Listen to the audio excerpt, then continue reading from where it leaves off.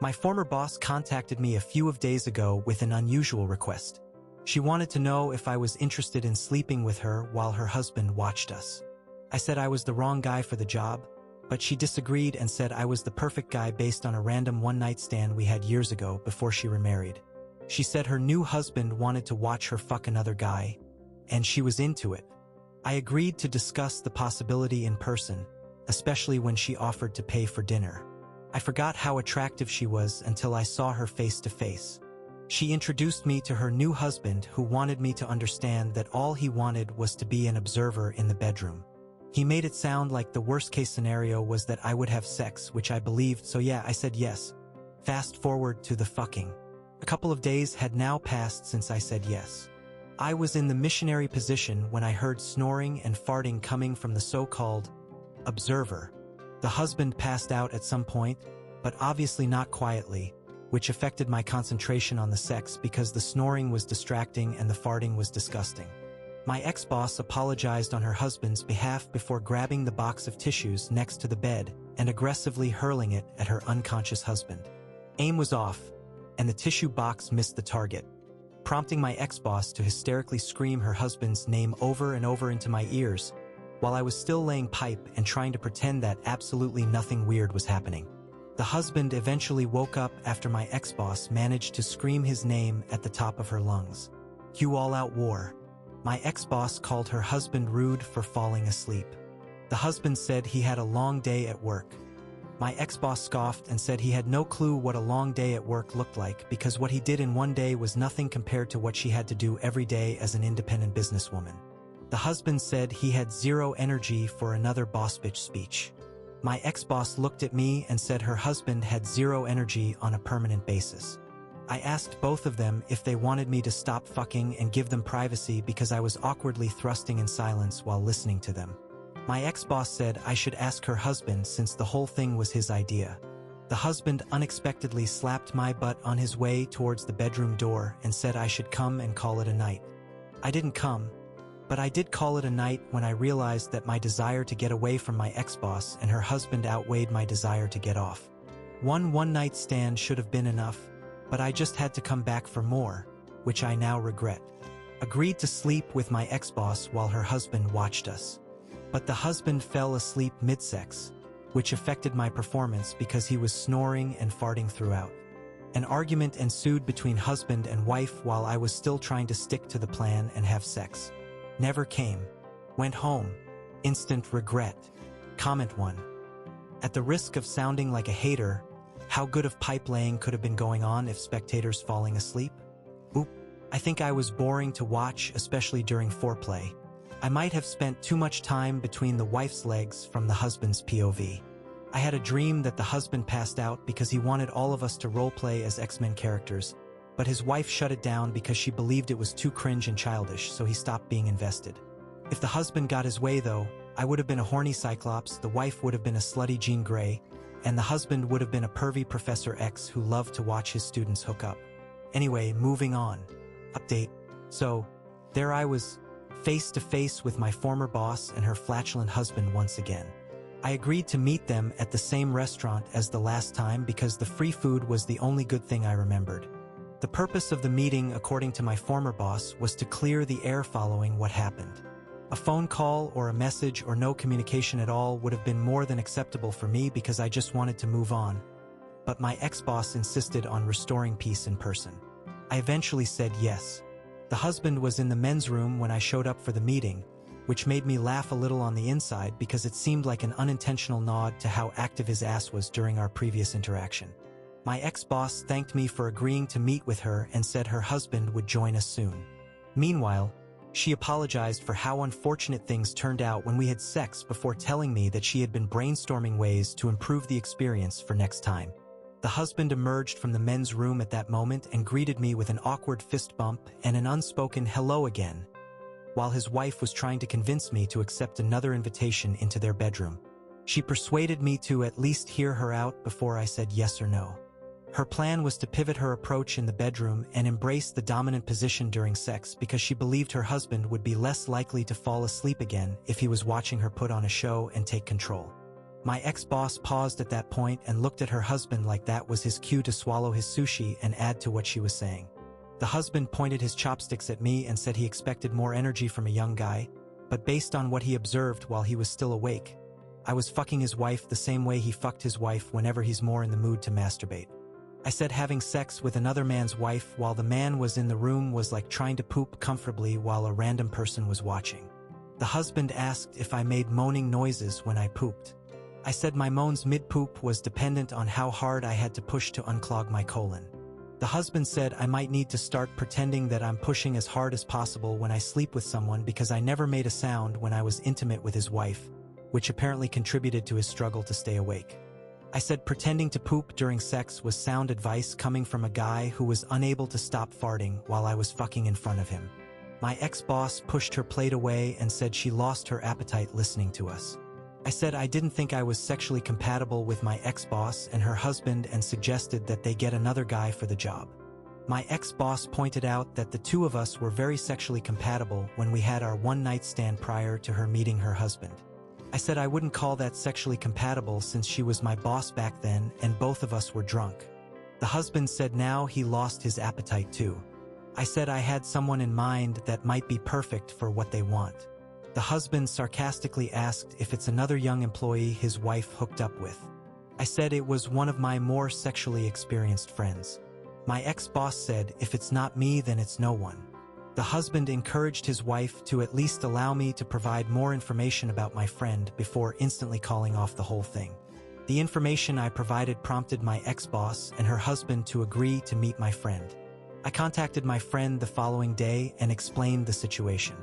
He became interested as soon as I showed him photos of my ex-boss. I shared his contact details with my ex-boss with his permission and thought that would be the end of my involvement in this circus. Little did I know that my friend would call me a few days later to ask me why the fuck I never warned him that the husband had a pit bull. I said I didn't know.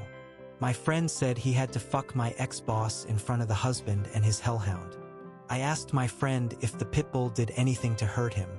He said the dog barked from time to time and then the husband would either shush the dog or translate and tell my friend what the dog wanted him to do or not do during sex. I was at a loss for words. My friend said the husband slapped his butt when he finished and called him a good boy. It sounded so ridiculous. I was struggling not to laugh. However, I did feel bad for my friend because I could relate. My friend said he would have punched the husband if the pit bull was not in the picture. I apologized for introducing him to my ex-boss and her husband. My friend thanked me for the trauma and said bye bro.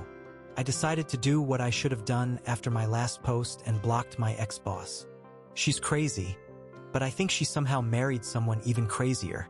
I'm still working on a way to make my friend like me again. Comment 1. Good lord, that is a lot to unpack. Oop, too much to unpack. Especially with the extra little things I decided not to include in my update because I was getting tired of typing. Like, the husband telling me that the expression on my face during sex reminded him of how Edward Scissorhands always looked. He said my perpetually expressionless face made him feel like I forgot to have fun, which made him want to hug me and then make a donation to a charity. Comment 2. I urge you, for the sake of our entertainment, to unblock your ex-boss and bring us a trilogy. Oop, what happened to my friend scared me away for good. I have a feeling my ex-boss and her husband has entered an adventurous phase in their relationship where both of them are keen to test the boundaries in the bedroom with all kinds of kinky shit. Fucking me made them realize what didn't work. Fucking my friend made them realize they enjoyed their animalistic side more literally than my friend anticipated. Sorry, Strakabdaranaqui, but I'm clearly not kinky enough for this couple. I want the rest of my year to be as boring as possible. Comment 2. Well, that took quite the turn. I feel like this guy is more into seeing another dude be worse at having sex with his wife than him and humiliating him. Might explain his weird actions. Or, just two crazies. Oop. Yeah, the husband must have a thing for humiliation. I think the husband might feel like he has a lack of power and control in the relationship and now he's low-key using outsiders to sleep with his wife as a way of not only degrading her by sharing her with apparently anyone, but also degrading the people who has sex with her. Whether it's sleeping through sex or using a dog to distract the guy who's inside his wife, both cases can be seen as an insecurity disguised as something else. Or it's none of the above and just weird people doing weird things. For the record, my roommate shared this theory with me while high, and then he proceeded to gaslight me when he was sober again. I didn't come up with this human psychology shit on my own. Update 2. For the record, the fuck up here was telling my roommate everything and expecting it to stay between us. My roommate saw my parents in person for the first time a few days ago. My mom and dad were dropping off some of my belongings. My roommate was high in his room when my parents showed up. I made him promise me that he would avoid interacting with my mom and dad because he was weird enough without the drugs. All my belongings were packed in boxes inside my dad's car. I urged my mom and dad to make themselves comfortable in my living room while I grabbed my stuff from the car. When I returned with my belongings, I noticed my mom and dad looked uncomfortable. My mom beckoned me to come closer and then lowered her voice to almost whisper level when she spoke. She said my roommate appeared in the background and awkwardly waved at them from a distance before saying he would never share his wife with another man if she looked like my mom. I connected the dots and realized what had happened. My roommate noticed an older couple in our apartment and automatically thought my parents were my ex-boss and her husband. Meaning he must have been Jesse Pinkman high. My dad said he was going to punch my roommate in the face if he saw him again. I apologized on behalf of my roommate and explained to my parents that my roommate was not himself due to the prescribed medication he was using. My dad said he wanted an explanation and an apology from my roommate. I looked at my mom for help, hoping she would read my mind and tell my dad to let it go. But she did nothing. I knocked on my roommate's door moments later and confronted him. He seemed confused as fuck when I informed him that the people in the living room were actually my parents and not the people he remembered from my story. I made it clear to my roommate that my dad was expecting him to explain himself and apologize. My roommate said okay. I said not okay, not yet, not until we agreed on what he was going to tell my parents because I didn't want my mom and dad to find out about my recent experience with my ex-boss and her husband. My roommate and I quickly rehearsed his explanation and apology with the words I was feeding him. It was simple. All he had to do was say sorry for what he said and blame it on the meds in his system. I said my mom would understand because if pharmacies were people, my mom would be one of them. As soon as my roommate approached my parents, he went off script and apologized to my mom and dad for confusing them with the businesswoman who had sex with me in front of her sleepy husband. He also gave my dad permission to punch him because he wanted to know what a punch in real life sounded like. It was a lethal dose of cringe. I encouraged my roommate to go back to his room, but he went to the bathroom instead while humming what I later found out was Colors of the Wind from the animated Pocahontas movie. Random. My dad looked at my mom and asked her if she still thought it was too much to low-key pack a Bible with my belongings. I made up an excuse to get rid of my parents and avoid unpacking the ex-boss/husband situation that I literally cannot seem to escape. My life has become a bad comedy. If all of you never hear from me again, I'd consider that a positive outcome. I left my parents alone in my apartment with my stoned roommate, who then confused them for my ex-boss and her husband and told my mom and dad that he would never share his wife with another man if she looked like my mom. My roommate's apology to my offended parents afterwards made the situation even worse because his apology made it more obvious that I had sex with a married woman in front of her husband. I think I need to leave the country and start over somewhere else. Update 3. Since my last update, which I was hoping would be my final update, my mom decided to go on Facebook and react to all the recent photos of me with my boss. Not me with my ex-boss that I had sex with. Me with my current boss that I never had sex with. My mom, who was apparently under the impression that my ex-boss and my current boss were the same person my roommate referenced as the businesswoman in his stoned apology speech, reacted to literally all the photos with the angry tomato face emoji, which was an obvious indication that my mom had become a hater. The photos my mom was hating on were all innocent work photos the company tagged me in because I had successfully completed all of my courses. I called my mom and made her aware that I had to convince my coworkers that she was somewhat senile and clicked on the wrong react button. My mom said she was not senile. She was disgusted and disappointed that a person in power, especially a woman, would take advantage of her position and exploit me like that. I explained to my mom that she was confusing my ex-boss with my current boss just like my high-as-fuck roommate who not so long ago confused my mom with my ex-boss. I said what happened between me and my ex-boss was not something I wanted to talk about with anyone anymore because talking about it with other people thrusted me into this never-ending nightmare in the first place. In an attempt to get me to talk about what happened anyway, my mom reminded me that many moons ago she used to be my age too, and back then, she didn't have a mom mode yet to stop her from doing shameful things. She said if we had to compare notes, I would realize she was in no position to judge me. I said comparing notes in that category must never be allowed between mother and son or any relatives for that matter.